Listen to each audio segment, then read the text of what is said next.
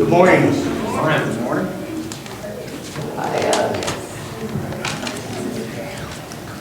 I want to apologize to Josh. I think I already apologized to Byron.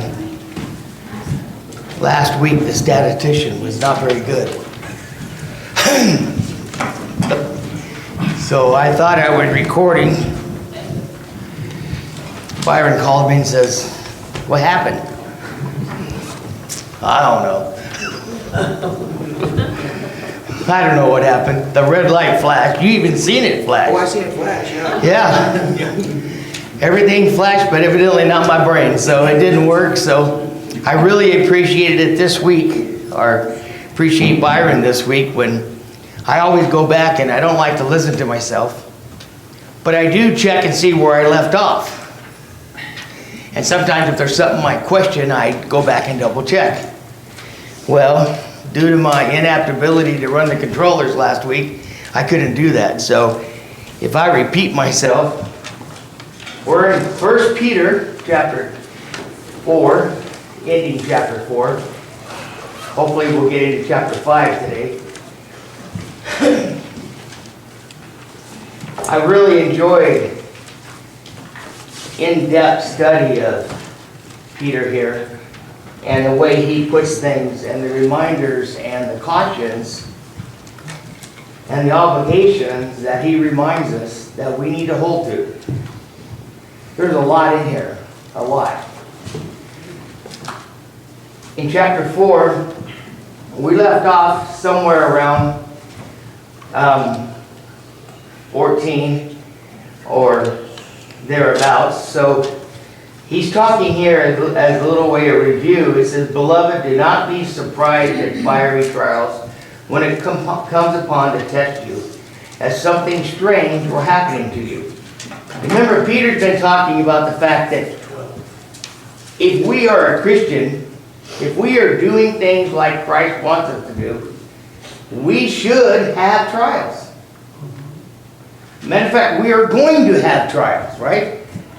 And I mentioned last week in John, Jesus said, if he hates you, nothing new, he hated me too.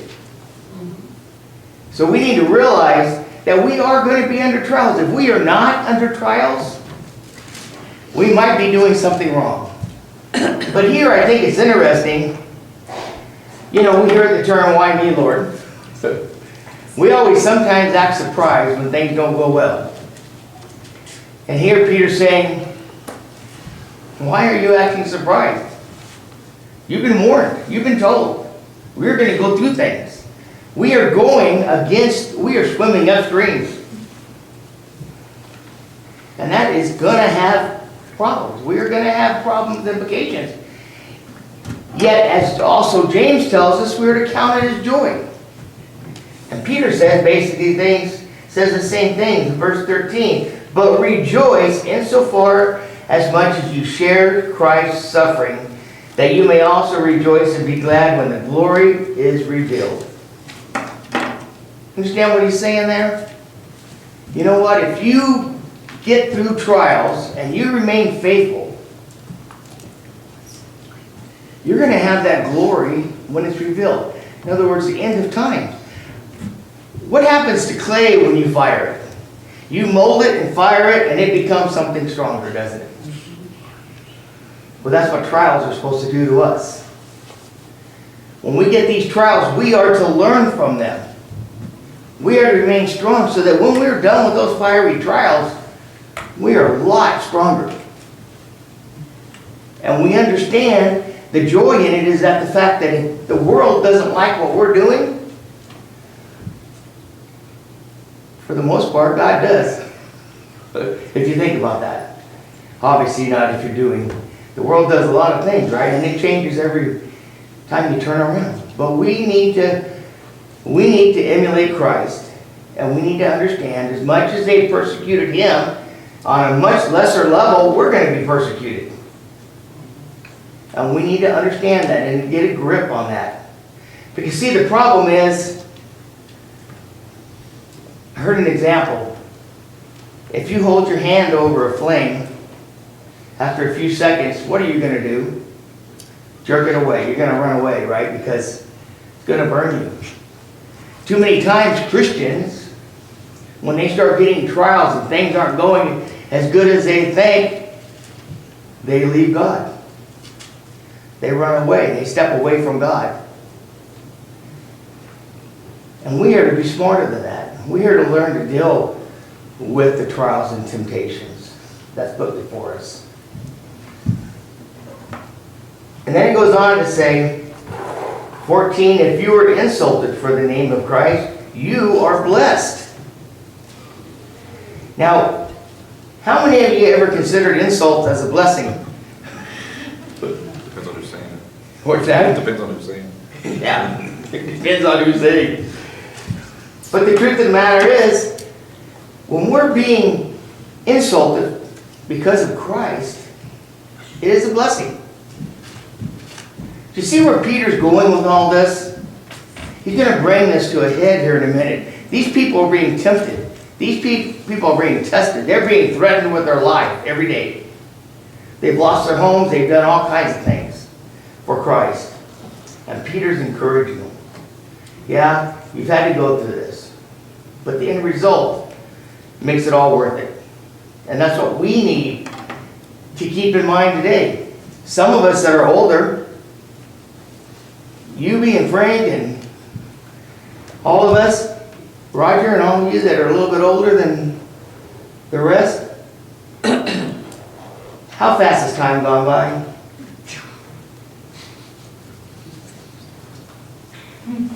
I joke about not remembering when I was in my 20s. It's not really a joke. I remember in my 20s thinking how old a 40-year-old was. Time goes by fast. That's if you're lucky enough to live to your 60s and 70s and 80s or whatever it happens to be. If you are lucky enough to live that long, time goes by fast. A lot of us aren't. Things happen. So this things that Peter's telling these people, their life could end. Maybe not naturally, but because of the persecution. So they need to be ready on a daily basis. We need to be ready on a daily basis.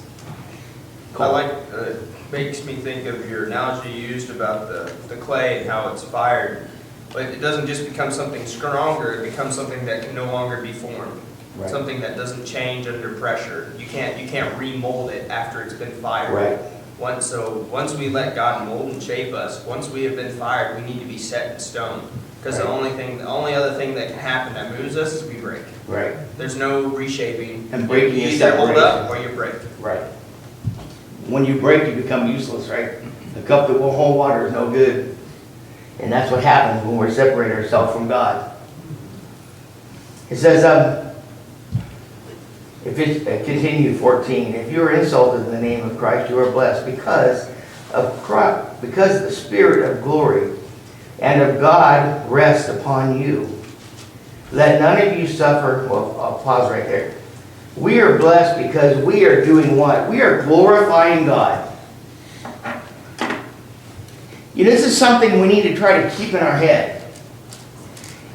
When we endure temptation, when we are doing the right thing, we are glorifying God. Do we endure temptation for ourselves? Or is it for God? For God, isn't it? Sometimes we think, look what I got through. Look what God helped you through, and look at the blessing you're giving God in your obedience. See, we don't have to do none of this alone. We got the ultimate partner. Always reminds me of the little kid who, when he thinks Dad's standing behind him, is brave as all get out. As soon as he realizes Dad wasn't there, but see, God has promised us that He's always going to be there. We always have Him. Isn't that awesome? There's nothing else in this world that's more awesome than that, is it? We have God as a blessing. And we are blessing Him in everything that we do. 15 is kind of interesting. Might shock a few people. But let none of you suffer as a murderer, or a thief, or an evildoer, or as a meddler. What's a meddler? Someone have another word there instead of meddler? Busybody. Busybody? Gossiper. A gossiper? A what? Troublesome meddler. Troublesome? Don't you find it interesting that a gossiper, a busybody, someone who's always in somebody else's business when they shouldn't be? Don't you find that interesting that that's labeled in the same line as murderer? You know, sometimes we look at things as not as significant. Well, it's just a gossip. Well, according to the scriptures, just as bad as being a murderer. Those can leave scars almost as bad as someone's death. Yeah, The wrong thing said can last the whole lifetime. a long time. So we are not to be a busybody. We are not to be a meddler. We are not to be a gossip. And you know, have you ever found out that, or discovered that gossipers, about 90% of what they say isn't substantiated? It's just what they heard from somebody else, who heard it from somebody else, who heard it from somebody else.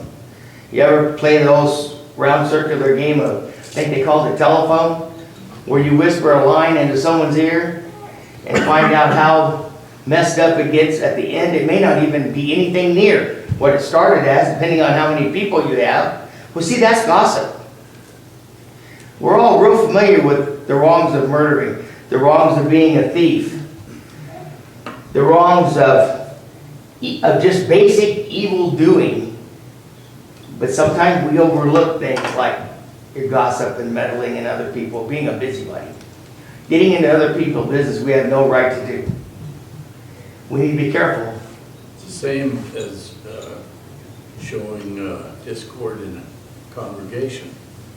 You start a story, and whether it's right or wrong, it spreads, and it's not, like you say, it's not the same when it reaches the end of the line.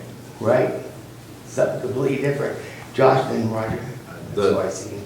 The troublesome meddler idea that, like you're saying, that sowing discord, just any disrupting peace. So you have blessed are the peacemakers for you know that concept. We're supposed to be troublesome. Chapter 5. Yeah. So this is the complete opposite of that person. Right. And somebody, if you look at Satan and what he was doing, he came in to sow discord. He came in to sow doubt and trouble what God has made and what God has designed. So we're very much, when you're taking up the reins of gossip and you're taking up the reins of what Satan was trying to do to corrupt any good thing. That's a good point. So a lot of times, we suffer because of the choices we make. Mhm. So those are all choices that he lists here. So it's your own fault. And when you hear something about somebody, first of all, don't engage in that gossip. Second of all, if it's something that a brother is doing wrong, what are we supposed to really do? Go to them. We go to them. We go to them and say, is there something we can help you with? One time, and I won't mention too many names, me and Gary heard a rumor about somebody, and it wasn't anything really bad, just that they were in need of help. Remember that, Gary? So Gary and I got in the truck and we drove over there. Fortunately, it wasn't what everybody thought. But then it was we went back to who we heard it from and said, that ain't the case. And we stopped it right there. Not that it was a bad thing, it was just, we just found out someone needed help, but they really didn't need help. You see, we cannot participate in it. If you hear it, the first thing I do is, did that person tell you that? And if they did you go to them and ask them if you can help them? See, when you do that a few times, people are going to quit coming to you with gossip. They are. They're going to quit coming to you with gossip. Because they know you're not going to participate. See, they want an audience.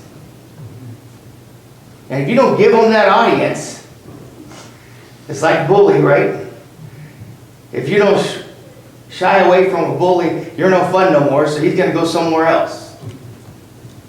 See, we got to make sure that we're not participating in things that can cause discourse or separation. A lot of churches have been split over gossip. Things that they thought somebody said and they didn't. Josh and then Lyle. We have a bigger platform nowadays, so things that are happening like in a local congregation that need to be dealt with. There are platforms now that people just feel like they need to share that and it needs to be part of. I've seen where preachers get involved in marking and disfellowshipping and preaching against other preachers that are halfway across the continent. And like that has nothing to do with what we see here. All you're doing is sowing strife, and all you're doing is airing out all this stuff, and you don't have all the details anyway. So we have a platform. We got to be very careful what information we share and what we're doing. And in some of those regards, Peter's going to bring that up in a minute. Yep. So yes, Lyle. I'm thinking of gesture, a guy that entertains the king in a gesture. And that's a gossiper. That's a person that just makes people feel uncomfortable. Well, it's not good to tease somebody to the point of. And that's what I'm Yeah. thinking, is a gesture. So we need to take these kind of things very seriously. And then in next verse 16 it says, yes, if anyone suffers as a Christian, let him not be ashamed, but let him glorify God in that name. Again, we mentioned that a minute ago. When we suffer as a Christian, we are glorifying God. But I want you to see something else right there too. This is just a fun fact. I'm going to throw a fun fact. Anybody know how many times the word Christian is used in the New Testament? Anybody know? Everyone's counting in their head. Okay, where do I remember it? We all remember the obvious ones. Anybody know how many times? 2 or 3. How many? 2 or 3? 3. This is the third time in the New Testament or in the Bible basically, where Christians is used. The word Christian is used. And that is, the first one is in Acts 11:26. And that's where in Antioch they were called Christians. Second time is in Acts 26, chapter 26, verse 28, when it said, almost, Paul, you persuaded me to be a Christian. The third time is here. 3 times the word Christian is used. And you know, when I was looking that up and thinking about that, how often and misused is that term used today? It's thrown around like a rag doll. The word Christian is Christ-like. Everything that we are to do is to be Christ-like. It's not a label. Oftentimes in our society, the word Christian is someone who believes Christ existed. Yeah, I mean, they think they're a Christian if they believe he existed. exactly. It has nothing to do with whether they're obedient to him or not. Just about probably 99% of the people you ask will tell you they're a Christian, aren't they? But its term is Christ-like. Not just someone who wears a title. If you're doing what Christ wants you to do and acting like Him and are in Him, you are a Christian. There's no other way to honestly wear that title, is there? It says, verse 17, for it is time for judgment to begin in the household of God. And if it begins with us, what would be the outcome for those who do not obey the gospel of God? And then here Peter quotes Proverbs. If the righteous is scarcely saved, what will become of the ungodly and the sinner? What does that mean? I want everybody to understand what this term means. What is being scarcely saved? Does that mean we are barely going to make it? No. What does scarcely saved mean? Close. What does scarcely saved mean? Come on, guys. It doesn't mean we're barely going to make it, right? Because God says if we're doing His will, we will make it. James chapter 4 says, we know. We can know. With difficulty or with much work. Looking it up. Good job. That's why I like It means we're going to have difficulties. And the scarcely meant if we don't endure the things that are thrown at us, we're not going to make it. That's the scarce. It's based on us, not God. God said you will make it if you'll do what I said, but we are going to have trials. We're going to have difficulties in this life. And it's going to be how we respond to those difficulties whether we're gonna make it, June. Without the grace of God and the death of Christ, we would not have any hope. Right. There wouldn't be no heaven without them. That's right. So, there wouldn't be nothing to live for. We wouldn't even be here without them, so. So we need to understand that we are the ones that make it hard, or scarcely, to be saved. And then it says those who are not of God, those who are not obedient, those who are not doing what God wants, they have no chance, do they? There's no middle ground. Yeah, they're not gonna make it. Janet? I remember a conversation one time that two of my colleagues was talking, and the one that was like, just turned 40, she said, I'm having so many problems, and I'm 40. She said, why should I have all these problems? I'm older now. All those should have been in the past. And my partner, whose husband was dying of cancer, and she'd go down and sit with him every morning, and after working all day, go sit with him again. And she looked at her and she said, what makes you think you're so important that you're supposed to not have problems? I never did that. Yep. We are all going to endure things, different things, but we also promise that no matter what we have to endure, we can handle it. Now, God will not allow us to be endured beyond our capabilities. Yeah, right. Loud. The certain things. Okay, Christ had to deal with his old fellers, like the people of Hebrews, Egyptians, whatever.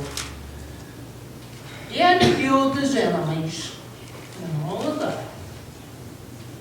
And yes, he did get rid of them. No, he didn't get rid of them.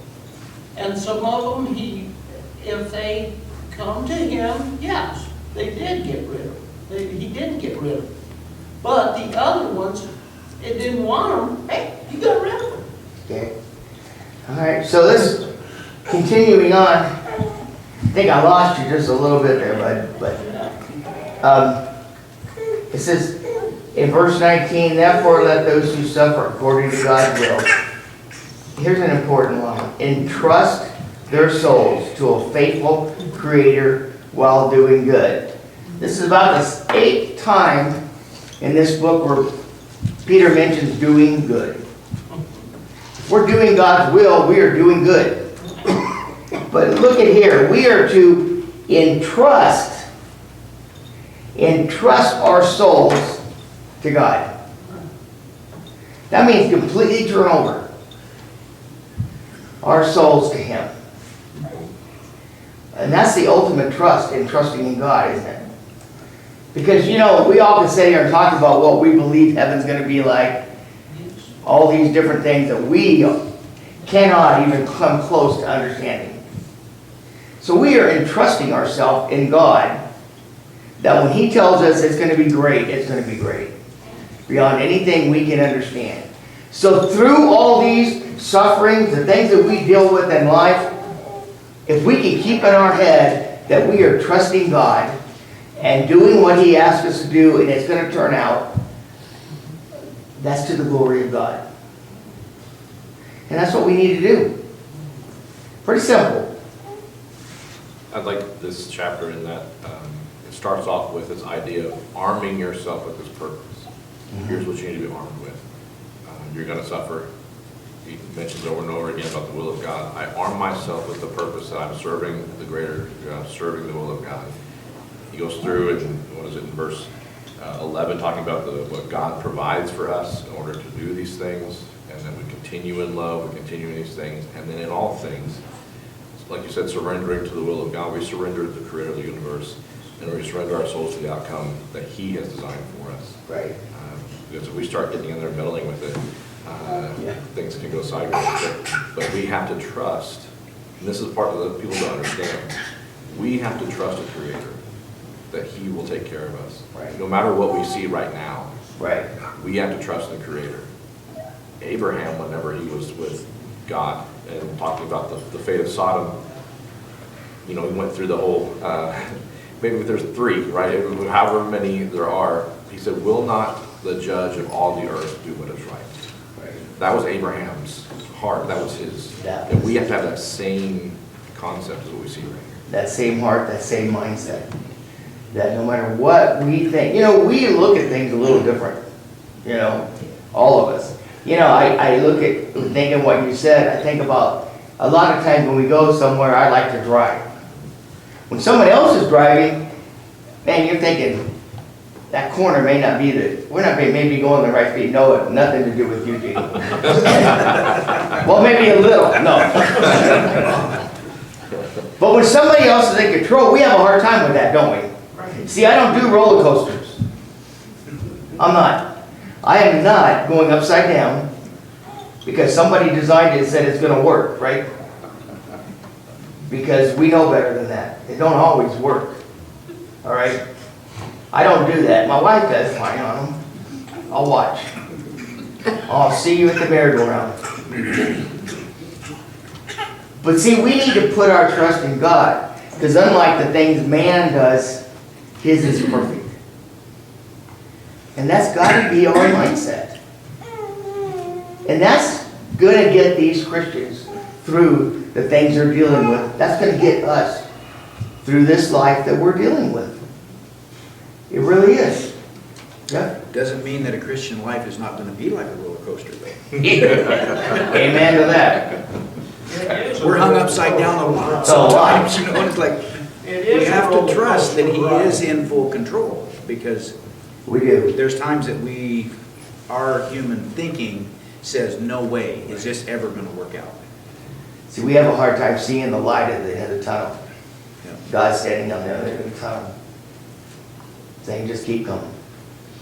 My feeling is, my life has been like a roller coaster ride. All Yep. the big gum done. I think everybody's has to a point. I think that's why He says there's highs that we're on the mountaintop, and there's lows, we're in the valley of death. Right. I mean, he tells us there's going to be those extremes, and we're going to make it through them. It's just a whole lot better to look at it from the top of the mountain than it is from the valley. Right. Has anyone had a real smooth life with no problems? Okay. June? I just thought I'd ask. In Hebrews 13:7, when the writer was closing out the book, he started this verse by remember.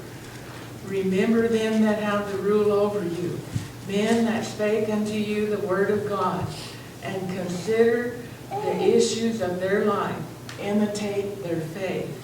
Jesus Christ is the same yesterday, today, and forever. Exactly. And we tend to struggle with that. We tend to forget that way too often. So here, ending the thought here in chapter 4, we have to entrust our faithful Creator while doing the best we can. We need to do the best we can and entrust Him with all our hearts. With all our hearts. And in 5, starting in verse 5, it seems like he's going to change thoughts, but if you follow this through, you'll understand why Peter brings this up. First of all, I want to bring something up. You know, a lot of times, I don't know how many of you heard this, but some religion believes that Peter was the first pope. Have you heard that? Y'all heard that? Well, that could be a problem with verse 5, chapter 5. It's so I exhort the elders among you as a fellow elder. Can the Pope have a wife? Can the Pope have kids and be married? What did Peter just say he had? He was married and had kids, right? Huh? Married with children. Married with children, yeah. Yeah, not a good show. What are you talking about? But here Peter says who he is, so can he be the first pope? No, I don't think so. Of course, they may have changed because they changed a lot of other standards. Don't even believe. But it says he exhorts the elders among you as a fellow elder, a witness of the suffering of Christ, as well as a partaker in the glory that is going to be revealed. So the first thing that happens here is Peter qualifies himself. And what a qualification. I am an elder. He exhorts the elders.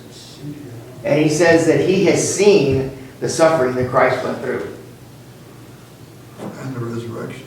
Yes, and his resurrection. So what a place to be coming from. If you've ever seen, what is it, Secondhand Lion, that movie? When the guy says, where are you coming from? And he explains to him all the wars and things he's been in. That's where I'm coming from. He says, and I've loved only one woman that you'll never understand. That's where I'm coming from. Peter's saying this is where I'm coming from.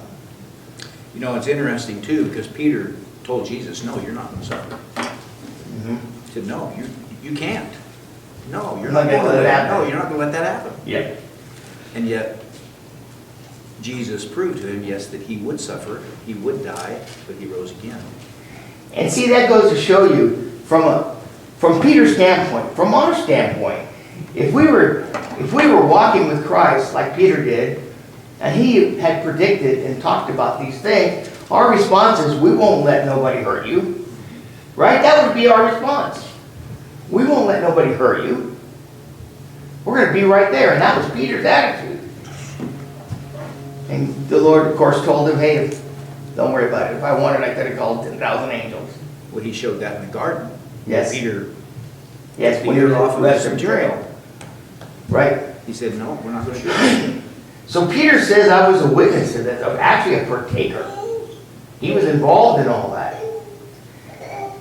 And then a few things here that we want to talk about. Here he goes on to talk about elders. I want to make a point. Everywhere in the scriptures, elders are spoken of. It's with an S at the end. Can there be one elder at a congregation? No. Two or more. Two or more. Why would that be? One's a dictatorship and one's a shepherding. Yep, be a dictator. Because you can't do that. You need to have at least two. At a bare minimum. So that's the first thing you want to know. Then in verse 2 it says, shepherd the flock that is among you, exercising oversight. So there's two other things there. I wrote down all these Greek words for elders and shepherd and all this stuff, but I'm not going to try to pronounce them. Just believe me, they're Greek words. A shepherd is a work. That's a work, right? When you're shepherding over, and the example here is going to be flock of sheep. It's going to call us a flock in a minute. When you're shepherding over, what are you doing? What are the things you're doing when you're an elder over a congregation or shepherding a flock or an overseer? Protecting. Protecting. Guiding them. Huh? Guiding them. Guiding, protecting. What else? We're watching over. Leading them where they need to go. What's that? Leading them where they need to go. Okay. Guarding. Does elders have authority? Yes. But what authority do they have? Biblical. What's that? Biblical. Biblical. The authority that God has given them. If an elder is put in place based on Timothy and Titus, who is appointing that elder? God. If he doesn't meet those requirements, he's not really an elder. So there are specific things. The elder has a very, what's the right word I want to use? Kind of scary responsibility, I'll be honest with you. When you become an elder, when you accept that responsibility, when you meet those qualifications, it is scary. I know when I first became an elder, man, I prayed a whole lot. And I studied a whole lot because I did not want to make a mistake. Because, well, I didn't want the Lord to be upset with me, quite honestly. and the responsibility you have to the congregation, Jeff. You know, later on in that verse, it says you're being examples to the flock. We're gonna get- And a true shepherd leads. Right, He never drives, he leads them. right. Because and that's why they trust the shepherd, because he's not going to lead them into anything that's dangerous. Exactly, and I'll go ahead and skip over, you got ahead of me there, but that's okay. Over in, let's see, over in chapter 2, over in verse 21, I think it is. Yeah, it says, "For to this you have been called, because Christ also suffered for you, leaving you an example." The word example there that Christ lived is the same example used in chapter 5. So the elders are to be to the best of their ability Christ-like. Do you remember in school, I don't know, above your chalkboards, do you remember they had all the alphabet up there? All perfect letters, small case, uppercase, and some of them even had little arrows as how to draw them, and then the teacher would you take a piece of paper and you were supposed to make it look like that.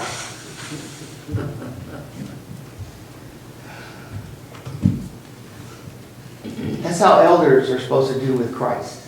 Actually, that's how we are supposed to do with Christ. We are to see that letter, and we are to the best of our ability make it look like that in our life. And if you think about that, that brings back those old memories, huh? But we are to do our best to emulate. And an elder has the responsibility to be that example. Just as Christ was an example to them and to us, the elders need to be example to their congregation in the same manner. No fluctuation. No changes to the scripture whatsoever. Is it the elder's job to make sure the building's painted a certain color? No. That's not it. It's a material, isn't it? The elder's job is to make sure that what's being taught, what's being done,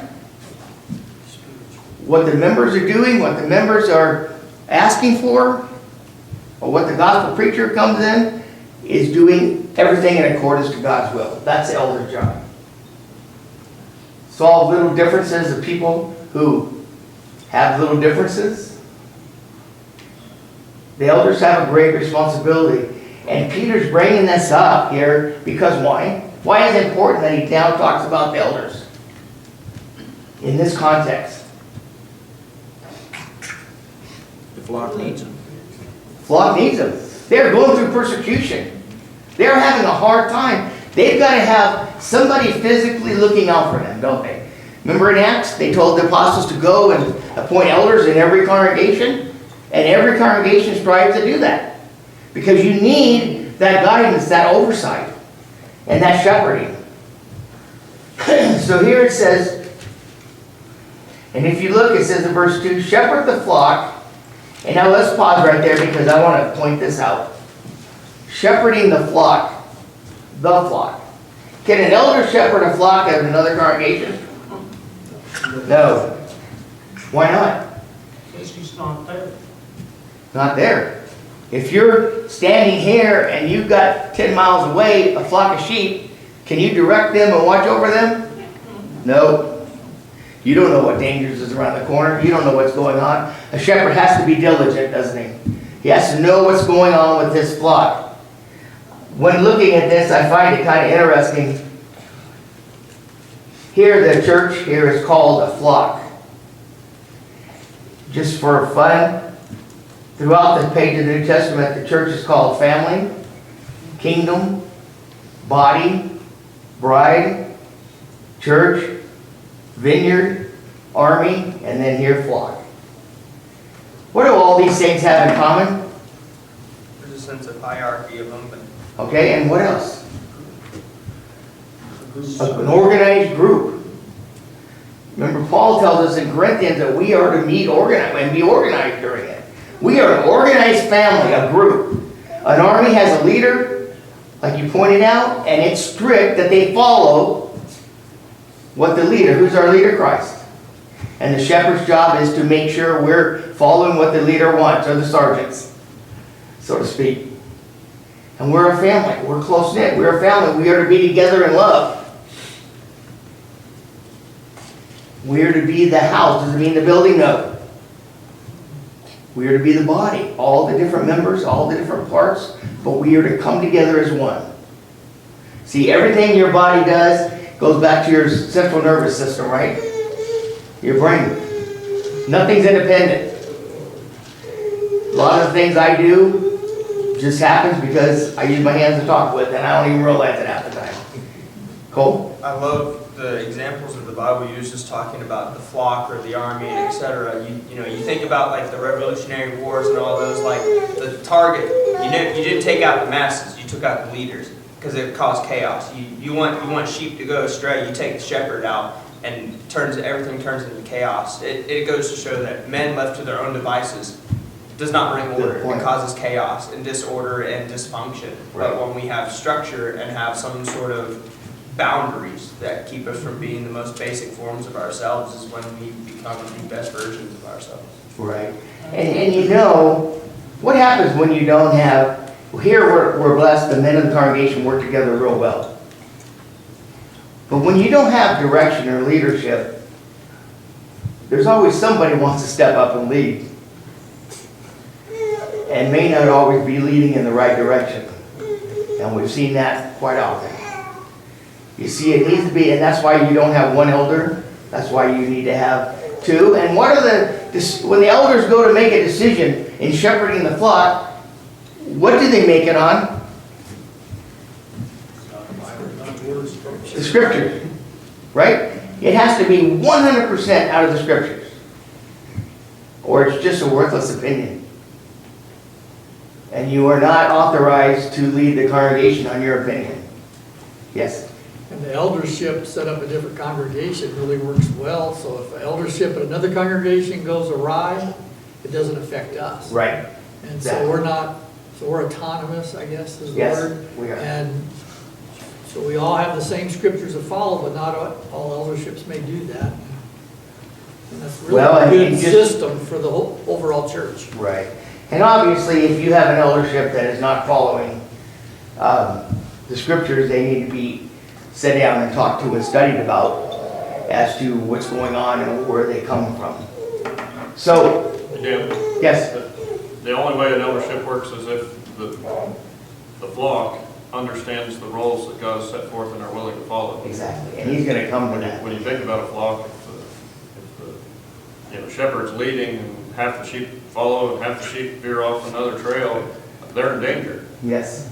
And so they have to follow and understand that's God's design for it to work. Very important. You know, it's a team effort. We were just talking about that. So, if you look down here, it says, verse 2 continues after it says, the shepherd, the flock of God that is among you, exercising oversight, not under compulsion, but willing as God would have you, not for shameful gain, but eagerly, not domineering over those of you, or not lording over, could be substituted, some of yours may say that, those in your charge. But being examples, Jeff brought that up a minute ago, but being examples to the flock. So just as Christ is our example, the shepherds need to be our example. And they're to be doing it for the right reasons. For the right reasons. They're not to be doing it for shameful gain, not through just compulsion. Oh, well, I can be a hero if I'm an elder. If that's the reason you're being an elder, you need to not be an elder. Yes, Jim? Also, the scripture says that they will be held at a higher standard, so they'll answer to their leadership. Right, and that goes right along. I mean, anytime we're teaching God's word, we're going to be held to a higher standard. James chapter 4 tells us that. And then, I want to back up to a second. One of the things that strikes me, and I like you, I have served as an elder He said the shepherd of the flock of God. Yes. We're entrusted with God's Yes. flock. We're the stewards. And like I said, we're gonna answer for that and to look out for their spiritual well-being. And that covers, like I said, you know, the idea about the shepherd. It isn't you just feed them, you just care for them, you take care of everything. Right. And it is spiritually, it says, I'm not worried about whether we put a sidewalk in or what color. That is get delegated. Right. And it's something that is an awesome responsibility and a humbling one. Amen. So we'll pick up on this next week. Time goes by sure fast, huh?